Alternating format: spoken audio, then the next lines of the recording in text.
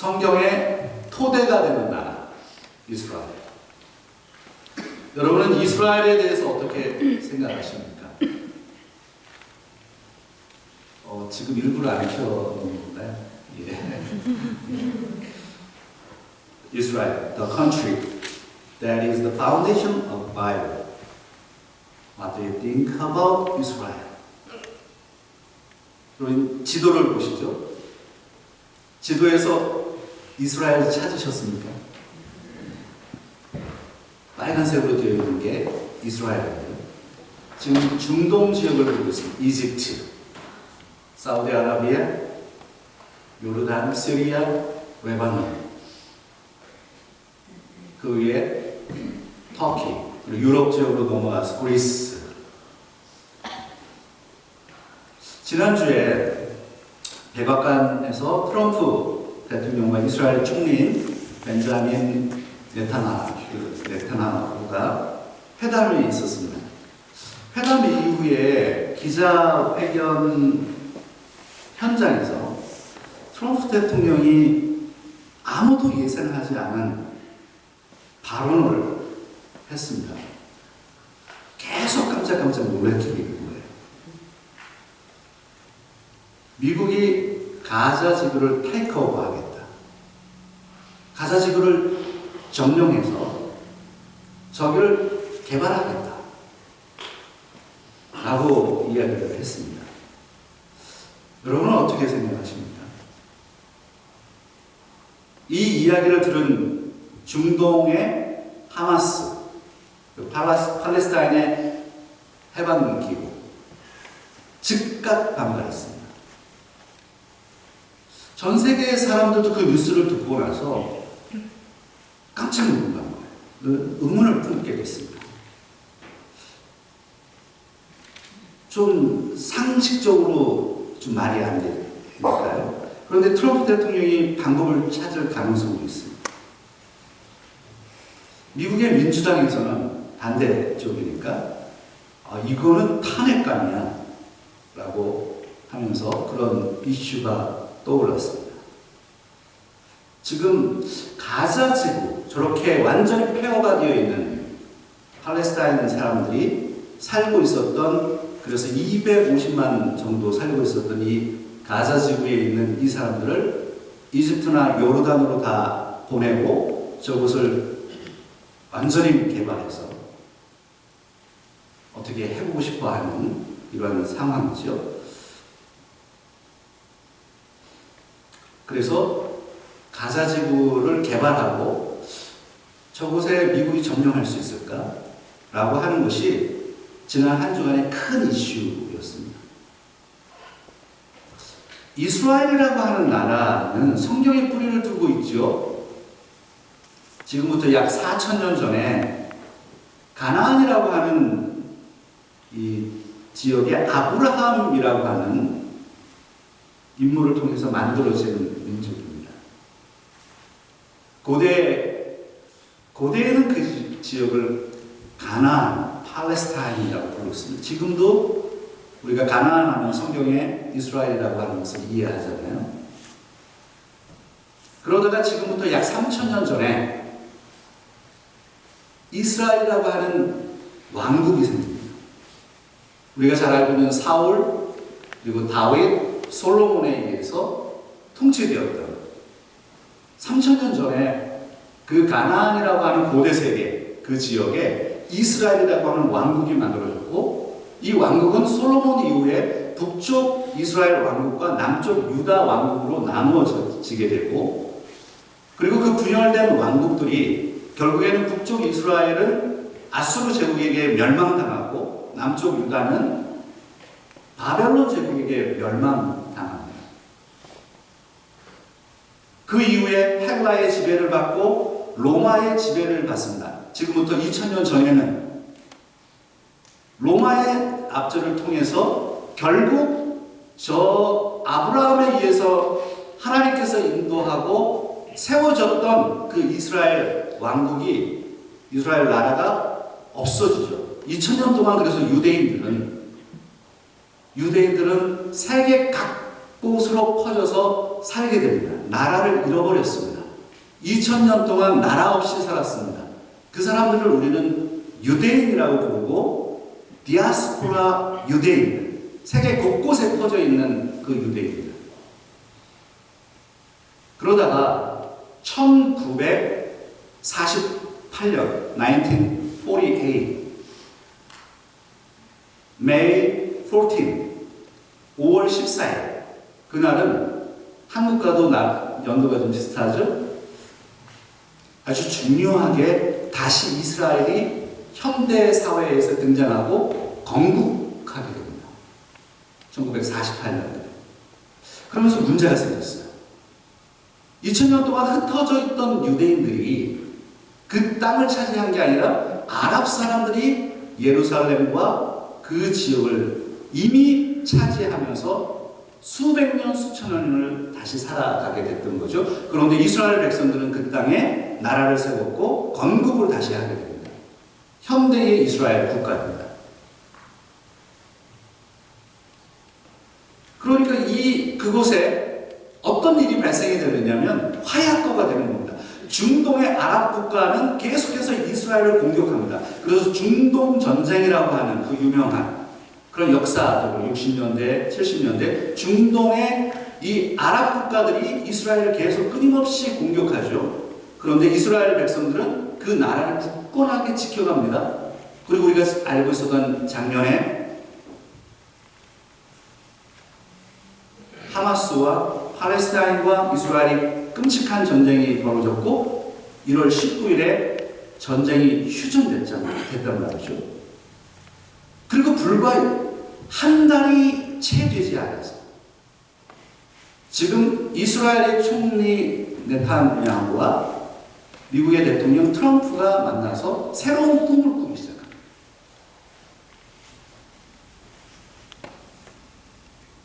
저는 이번 사태를 보면서 끊임없이 뉴스에 이스라엘이라고 하는 이슈가 등장할 때마다 저는 성경을 생각합니다.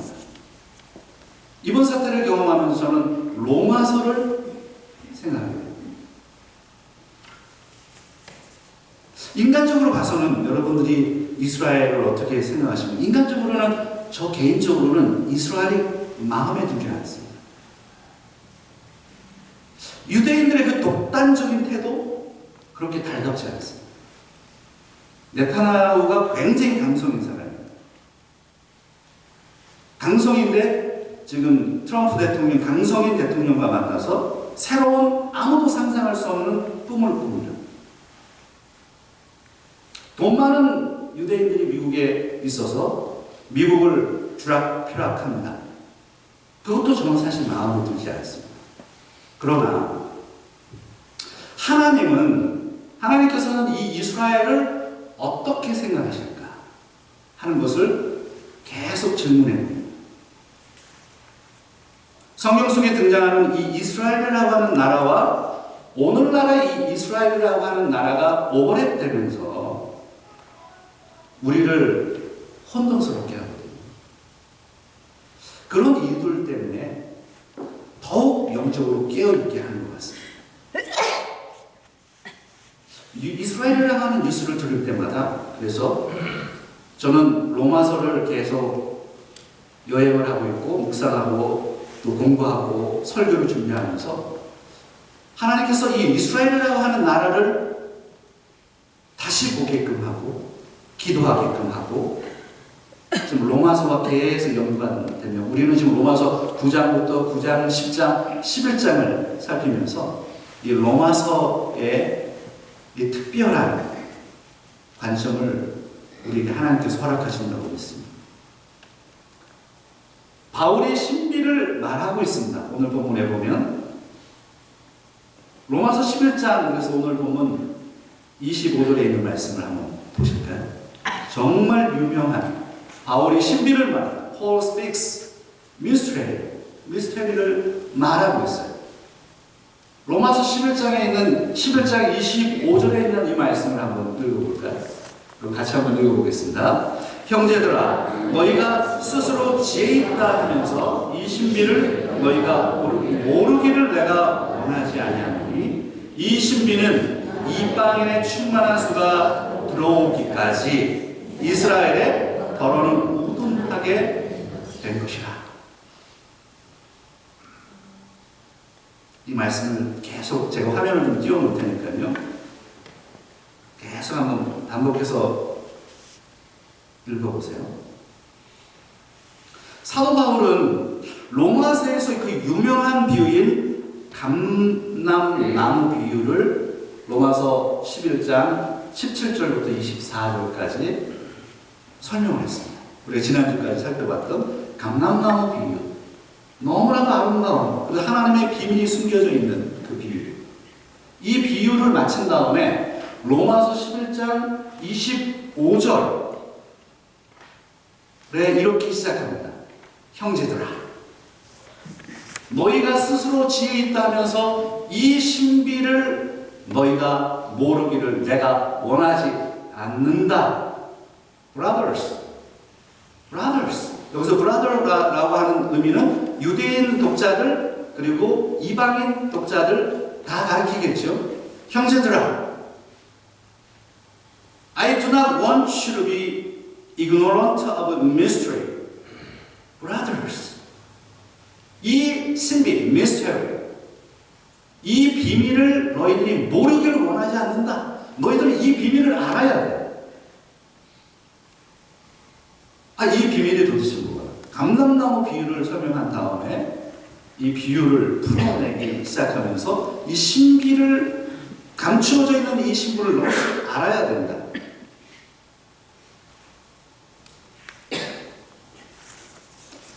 사도 바울은 로마서에 있는 성도들에게 하나님의 신비를 알라고 말씀하죠. 그러면 하나님의 신비가 도대체 무엇입니까? 여러분, 하나님의 신비가 무엇입니까? 로마서 11장 25절에 나와 있는 하나님의 신비는 무엇입니까? 여기서 신비라고 하는 단어, 이 단어를 보세요. 영어로는 어떻게 표현되어 있죠? 미스테리라고 되어 있습니다. 다음 화면을 한번 보시면 헬라어 원어는 여기서 미스테리가 파생된 거예요. 무스테리온입니다. 헬라어 무스테리온. 여기서 미스테리가 파생된 거죠.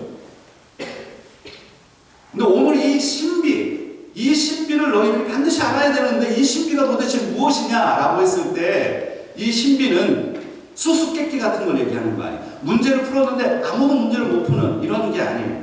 그런 걸 얘기하는 것이 아니라 감추어져 있다는 거예요. 감추어져 있었는데 때가 되어서 드러나게 되어서 계시가 풀려서 하나님의 구속의 계획이 드러나는 것을 얘기합니다. 그러니까 여기서 이야기하는 신비는 하나님의 구속의 계획에 대한 신비예요.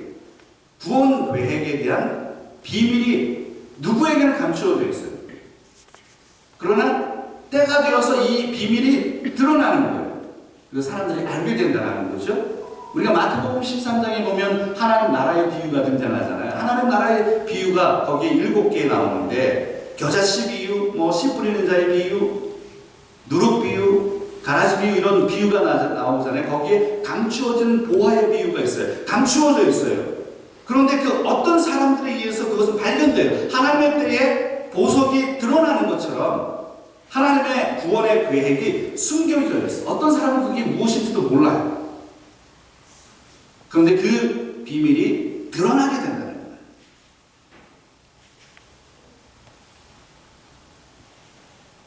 그 앞에 화면을 다시 한번 보여주세요. 그래서 이 무스테리온이라고 하는 이 단어는 감추어져 있다가 나타나게 될 하나님의 구속 계획의 비밀.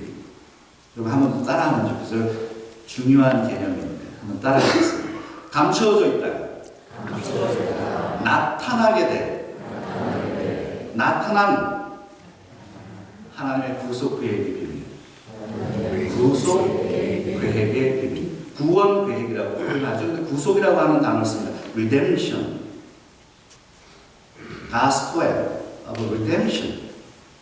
그게 미스터리. 도대체 우리가 어떻게 구원을 받느냐?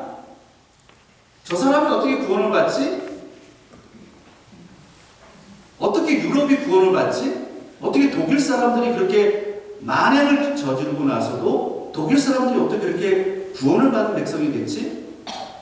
아니, 일본이 그렇게 만행을 저질렀는데도 일본이 어떻게 구원을 받지? 사람들이 자꾸 미스터리 하잖아.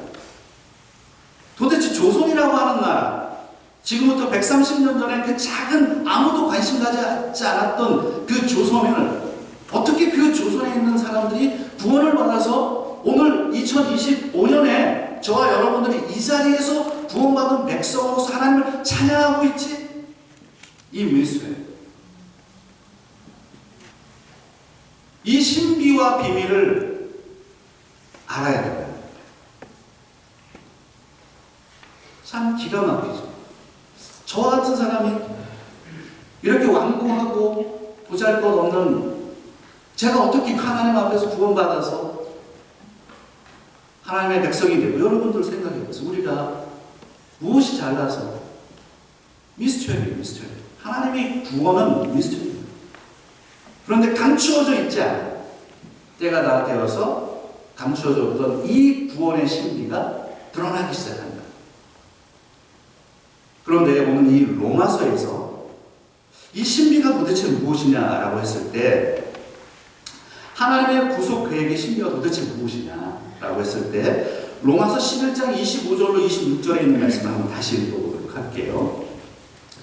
로마서 11장 25절 한번 다시 읽고요. 그 다음에 26절도 같이 한번 읽어보겠습니다. 같이요. 시작. 형제들아, 너희가 스스로 지혜 있다 하면서 이 신비를 너희가 모르기를 내가 원하지 아니하노니, 이 신비는 이방인의 충만한 수가 들어오기까지 이스라엘의 너로는 우둔하게 된 것이라. 그리하여 온 이스라엘이 구원을 받으리라. 기록된 바 구원자가 시온에서 오사 야곱에게서 경건하지 않은 것을 돌이키시겠고.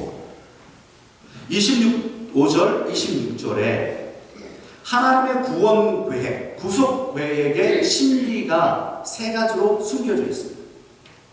이 부분을 사도 바울이 풀어내는 거예요. 하나님의 구속 계획의 신비가 도대체 무엇이냐?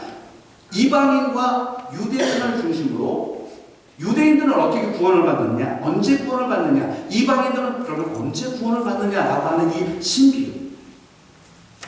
이 신비를 사도 바울께서 로마서 11장에서 지금 풀어내는 거예요. 세 가지 진리를 설명합니다. 25절과 26절에서. 그 세 가지가 무엇이냐면, 제가 화면을 좀 보면서 여러분들이 이해를 돕기 위해서 설명을 좀 드릴게요.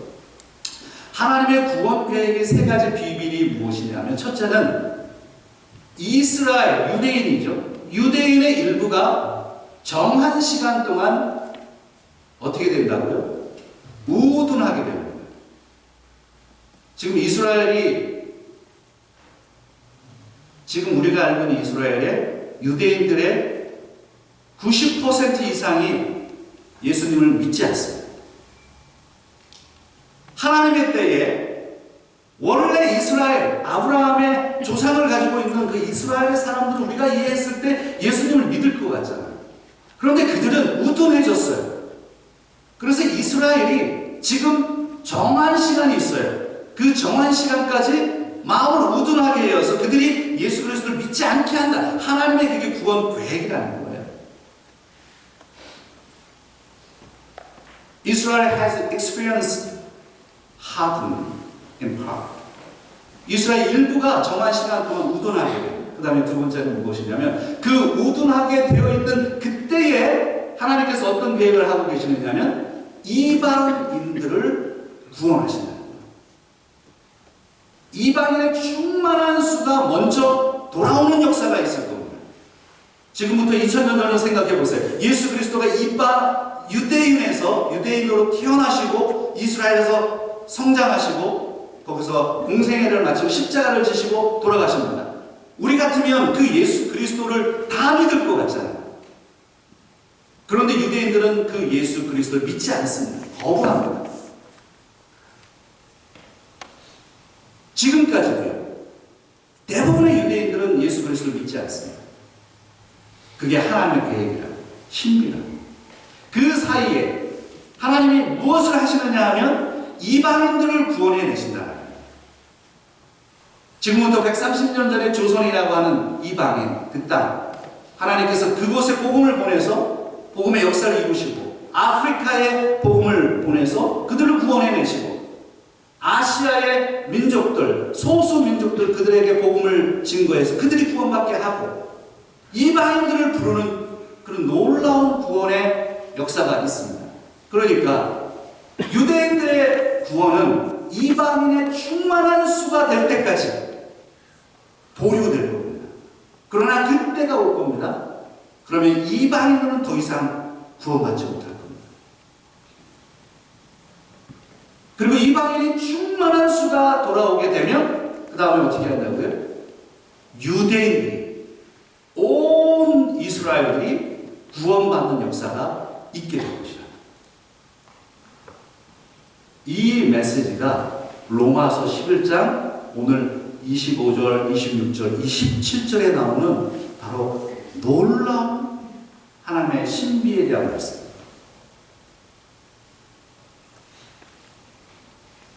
그래서 오늘 우리는 이곳에서 로마서 11장 25절, 26절, 27절에 있는 말씀 속에서 구원의 사슬을 보게 되죠.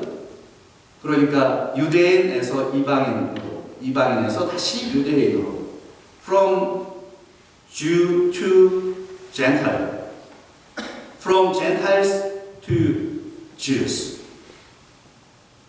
유대인으로 시작했지만 이방인들이 구원을 받고, 이방인이 구원받은 다음에 유대인이 다시 구원받게 되는 이 구원의 사슬, chain of redemption, salvation. 감추어져 있던 하나님의 구속의 계획에 대한 이 비밀이 로마서에 중요하게 담겨 있습니다. 이 부분이 유대인들의 구원에 대한 부분을 담고 있기 때문에 이것은 이방인의 구원과 유대인의 구원에 대한 미래적인 개념을 보게 합니다. 미래적인 비전을 보게 합니다. 그래서 많은 종말론을 연구하는 사람들이 이제 이 부분은 약간 델리케이트해가지고 예수 그리스도가 재림하실 때, 예수님이 재림하시기 바로 직전에, 바로 그때 모든 민족적인 바로 유대인들이 구원을 받게 될 것이라고 생각합니다. 그럼 예수 그리스도의 재림을 우리는 다시 봐야 되고, 그 재림이 이루어지기 바로 직전에 유대인들이 돌아오는 일이 있을 것이고, 이러한 일들이 성경에 이렇게 예언되어 있는 것입니다. 그러면 오늘 이 부분을 좀 이제 제가 조금만 더 설명하고 마무리할게요. 온 이스라엘이라고 했을 때 이 온 이스라엘, 파스라고 하는 단어가 온이라고 하고, 올 이스라엘이라고 했을 때 파스 이스라엘이라고 하는 이 헬라어의 이 파스가 모든 이게 모든 이스라엘 민족 모든 사람들을 얘기하는 거냐? 이 부분을 이제 해석해내야 되는데요. 그러면 유대인이라고 하는 이름으로 태어난 모든 사람들은 다 구원받느냐? 민족적으로 다 구원받느냐? 그렇지는 않습니다. 그러니까 우리가 과거에 1000년 전에, 2000년 전에 유대인으로 태어난 사람들은 유대인이기 때문에 다 구원받느냐? 그건 성경의 교리가 아닙니다. 여기서 온이라고 하는 것은 모든을 의미하는 것이 아니라 바로 예수 그리스도를 통해서 구원받는 하나님의 사람들을 얘기하겠죠. 자, 여러분 오늘 진지하시네요. 네, 오늘 여기까지 제가 설명을 좀 드리고 적용적으로 좀 넘어가도록 할게요. 사랑하는 이들의 구원을 포기하지 말라. 그래서 이 부분을 좀 같이 나누고 이 말씀을 좀 정리하겠습니다. 오늘 같이 한번 따라할까요? 사랑하는 이들의 구원을 포기하지 말라. Don't give up. 포기하지 마세요. Saving your loved ones. 여러분이 사랑하는 사람들을 포기하지 말라. 26절과 로마서 26절과 27절에 있는 말씀을 같이 한번 읽기로 합니다. 같이요. 시작. 그리하여 온 이스라엘이 구원을 받으리라 기록된 바 구원자가 시온에서 보사 야곱에게서 경건하지 않은 것을 돌이키시겠고 내가 그들의 죄를 없이 할 때에 그들에게 이루어질 내 언약이 이것이라 함과 같으니라. 저는 오늘 로마서 11장의 이 부분이 참 은혜가 됐어요.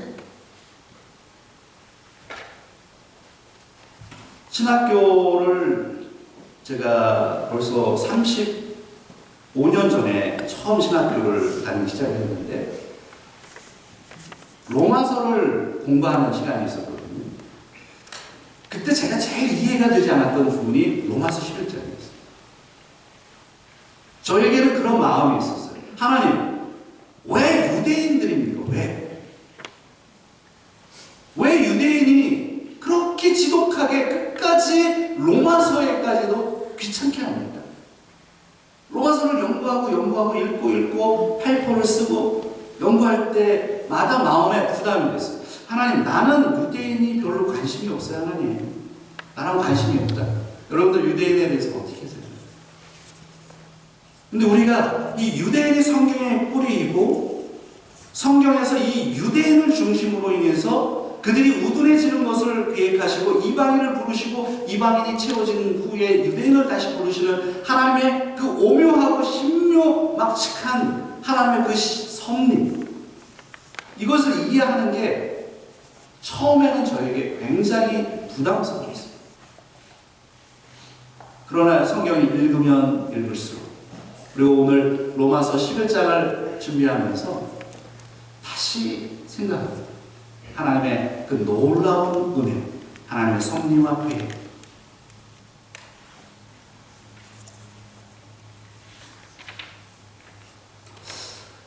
하나님께서 로마서에 하나님의 이방인들과 유대인들, 그러니까 하나님의 구원받은 백성들을 부르기 위해서 하나님께서 26절을 한번 보여주세요. 그 앞에 화면 다시 한번 보세요. 그리하여 한번 다시 읽겠습니다. 그리하여 온 이스라엘이 구원을 받으리라 기록된 바 구원자가 시온에서 오사 야곱에게서 경건하지 않은 것을 돌이키시겠다. 여기 보면 기록된 바, 구약의 말씀을 인용하죠. 온 이스라엘이 구원을 얻을 것이다. All Israel will be saved. 그리고 말하죠. 말씀합니다. 여기에 구원자가 deliverer will come from Zion. 시온으로부터 올 것이다. 이 말씀, 그래서 어떻게 이방인이 구원을 받을 수 있을까? 어떻게 유대인이 구원을 받을 수 있을까? 우리의 입장으로 본다면 어떻게 한국 사람이 유교 집안의 저 강팍한 사람들이 어떻게, 내가 보기 싫은 사람이 어떻게 구원을 받았지? 여러분 양옆에 있는 분들 한번 봐보세요. 한번 봐보세요. 이런 생각 안 드세요? 야, 이 사람이 어떻게 구원받았지? 아니, 이분이 어떻게 구원받았지? 마음에 안 들 때도 많거든요. 저 사람은 아주 완강한 사람인데 저 사람이 어떻게 구원을 받았지? 이런 사람 많아요. 교회 열심히 다니는 사람들이 막 사기꾼도 있고요. 이상한 사람 많아요. 저 사람이 도대체 어떻게 구원, 신비해요. 신비. 정말 이상해요. 야, 저 사람이 어떻게 구원받았나? 유대인들이 봤을 때 그런 거예요. 유대인이 봤을 때 이방인들이 구원받은 게 신기한 거예요. 저 죄인들, 저 인간들이 어떻게 구원을 받아? 이방인들이 보는 거예요. 저 완악한 유대인들, 지금도 머리에 뭐를 쓰고 검은색을 입고 수염을 그리고 정통적으로 유대인들끼리만 지내고 이스라엘이라고 하는 나라가 얼마나 지금 세계사에서 힘든 그런 역사를 만들어내고 있습니까? 완강해 보이는, 우리가 봤을 때 저 유대인들, 이방인들, 우리가 봤을 때 그렇게 생각하죠. 마찬가지입니다. 우리도 옆에 있는 사람을 보면 똑같은 거예요. 이게 저 사람이 어떻게 구원을 받았지? 놀라운 거예요. 구원의 은혜가 신비로운 거예요. 하나님의 영역인 거예요. 하나님 우리에게 은혜를 베푸셨기 때문이죠. 우리가 잘나서 그렇겠어요? 우리가 인격적으로 좋아서 그렇겠어요? 내가 뭐 잘난 게 있어요? 여기에 26절에 있는 말씀에 보면 기록된 바 구원자가 시온에서 와서, 야곱이 바로 이스라엘을 얘기하는 거죠. 이스라엘 사람들에게 경건하지 않은 것을 어떻게 한다고요? 돌이키게 하겠다. 유대인들이 돌이킬 수 있는 것은요, 그들 정신력으로 되는 게 아닙니다. 그들의 전통으로 되는 게 아닙니다. 우리가 예수 그리스도를 믿는 것은 내가 배워서 되는 게 아니에요. 누구를 통해서 된다고요? 구원자를 통해서 된다는 거예요. 이게 이사야 59장 20절에 있는 말씀. 이사야 59장 20절에 있는 말씀 한번 같이 읽도록 하겠습니다. 시작. 여호와의 말씀이니라. 구속자가 시온에 임하여 야곱의 자손 가운데에서 죄가를 떠나는 자가 임하리라. 이사야 선지자를 통해서 지금부터 2700년 전에 예언한 거죠. 여호와의 말씀이니라. 구속자가 어디에 임한대요? 시온에 임한대요. 시온. 저는 여기 시온하면 자꾸 시온마켓이 생각이 나요. 시온마켓이 이사 갔다면서요. 네, 아무튼 네. The Redeemer will come to Zion. 이 to라고 하는 단어를 보세요. 어떤 이 번역 성경에는 to라고 있고 어떤 번역 성경에 from이라고 쓰려고 해요. 시온으로부터 왔다는 거, 아니 시온을 위해서 왔다는 거. 이 표현이 훨씬 좋은 표현이죠. 구속자가 시온에 임해서 이스라엘 백성들을 회복시키겠다는 거. 이스라엘이 어떻게 회복돼요? 유대인들이 어떻게 회복돼? 이방인이 어떻게 구원을 받아요? 바로 구속자 때문에 그렇게 되는 거지, 한국 사람들이기 때문에 구원받는 게 아니에요. 유대인이기 때문에 구원받는 게 아니에요.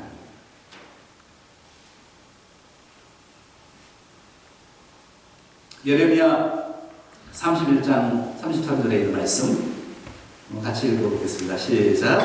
그러나 그날 후에 내가 이스라엘 집과 맺을 언약은 이러하니 곧 내가 나의 법을 그들의 속에 두며 그들의 마음에 기록하여 나는 그들의 하나님이 되고 그들은 내 백성이 될 것이라. 여호와의 말씀이니라. 이사야서에서도 예언했고 예레미야서에서도 예언했습니다. 그날 예수 그리스도께서 오시는 그때에 이것을 초림으로 볼 수도 있겠고 완성되는 재림으로 볼 수 있겠습니다. 그날에 내가 이스라엘 집과 맺을 언약은 이러하니 곧 내가 나의 법을 그들의 마음속에 두고 그들의 마음에 기록하여 나는 그들의 하나님이 되고 그들은 내 백성이 될 것이다. 바로 이 예레미야 31장 33절의 성취가 오늘 로마서 11장 26절, 27절에서 보여주면서 이 성취를 보여주는 것이죠. 그 완악해 보이는, 정말 저 사람은 도대체 이해할 수 없다. 우리가 이해했을 때 이스라엘이라고 하는 저 나라는 도대체 이해할 수가 없고 저 유대인들은 괴팍함을 내가 받아들일 수 없다라고 생각할 때조차도 하나님께서 그들에게 은혜를 베푸시고 구속자를 보내셔서 예수 그리스도를 통해서 그들을 구원해 내실 것이다. 우리의 개념을 깨뜨리는 것입니다.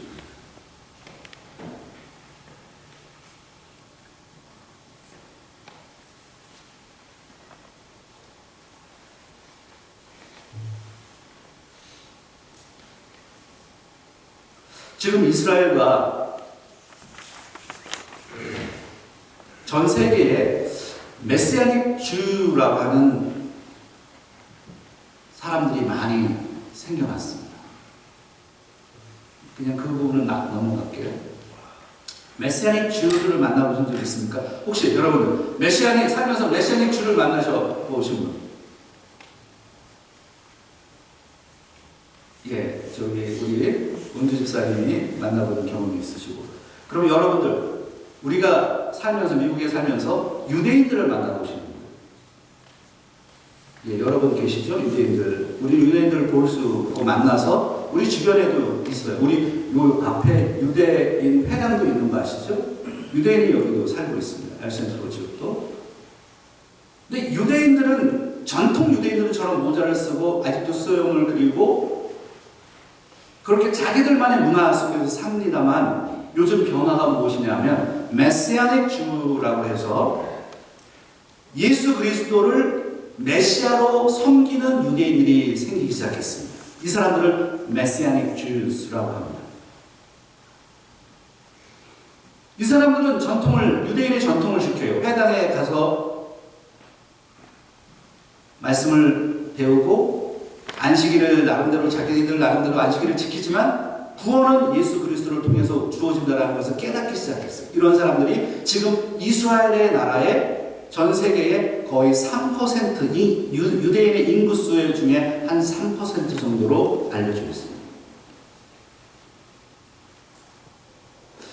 지금 유대인들에게 복음을 전하는 비영리 단체 Jews for Jesus라고 하는 단체가 있습니다. 한번 보여드릴게요. 그 다음 화면을 보면 저런 유대인들인데요. 이 유대인들인데 예수 그리스도를 영접한 사람들이죠. 이 사람들이 지금 샌프란시스코에 한 단체를 만들었는데 그게 뭐냐면 Jews for Jesus. 예수 그리스도를 위한 유대인이 되겠다.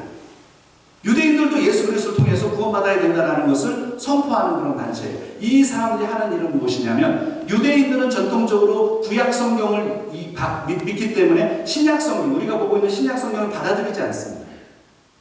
근데 이 사람들이 전 세계의 유대인들에게 신약 성경을 보내주는 역할을 합니다. 그런데 어떤 일이 있었는지 아세요?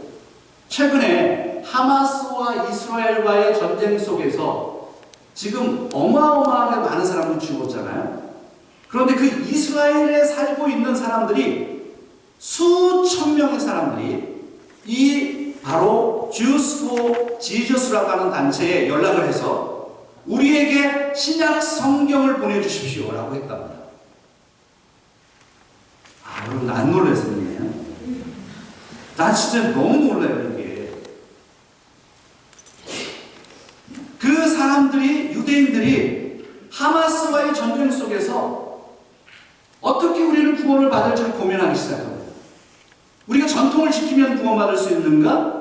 우리가 율법을 지켜서 구원을 받을 수 있는가? 사람들이 계속해서 생각하면서 신약 성경에 바로 그 예수 그리스도를 우리가 받아들여야 되겠다라는 움직임, 무브먼트가 일어나기 시작하고 이 기간만 수천 건의 이 전화를 통해서 연락을 통해서 여기에 신약 성경을 보냈다. 저는 로마서를 생각하면서 소름이 돋습니다. 그렇구나. 우리가 이렇게 생각합니다. 예수 그리스도의 재림? 언제 예수 그리스도가 재림하시지? 이 비밀이에요. 신비예요. 구원은 언제 일어나는 거지? 모든 사람들 언제 다 구원을 받지? 우리는 막연하게 생각하지만 하나님께서는 끊임없이 일하고 계시고 하나님이 계속해서 사람들을 불러내시고 계시고 이방인의 수가 채워지면 더 이상 이방인들이 구원받지 못합니다. 그때 예수 그리스도께서 재림하시면서 유대인들은 다시 회심하는 놀라운 역사가 일어날 거예요. 그렇기 때문에 제가 이 말씀을 읽으면서 여러분에게 지금 도전이 되는 게 무엇이냐면 우리 주변에 믿지 않는 사람들이 있잖아요. 내가 사랑하는 사람인데 믿지를 않아. 예수 그리스도 믿지 않는 내 부모님, 내 형제 자매, 남편, 아내, 우리 주변에 있는 내가 사랑하는 그 사람들을 포기하지 마시고 포기하지 마세요. 하나님은 포기하지 않습니다. Don't give up setting your loved ones.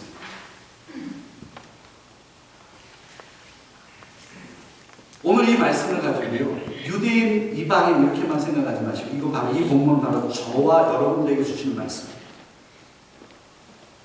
아무리 우리 식구 중에 저도 그렇습니다. 계속해서 예수 그리스도를 얘기를 해도 믿지를 않는 가족이 있어요.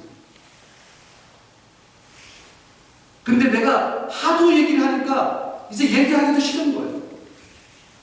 그리고 내 마음속에 이제 그만해. 하나님 알아서 하시겠지.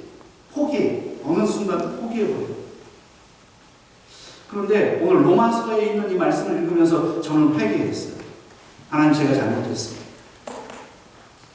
오늘 여러분 주변에는 사랑하는 사람들인데 구원받아야 할 사람들이 있지 않습니까? 그 사람들을 포기하지 마세요. 눈물로 기도하시고 하나님의 신비가 드러나 하나님이 잡아주시기를, 그래서 그들이 구원받을 수 있도록 우리 주변에 엘센트로 주변에 여러분의 직장 생활 속에 그런 사람들이 있을 것입니다. 포기하지 마십시오. 같이 기도하겠습니다.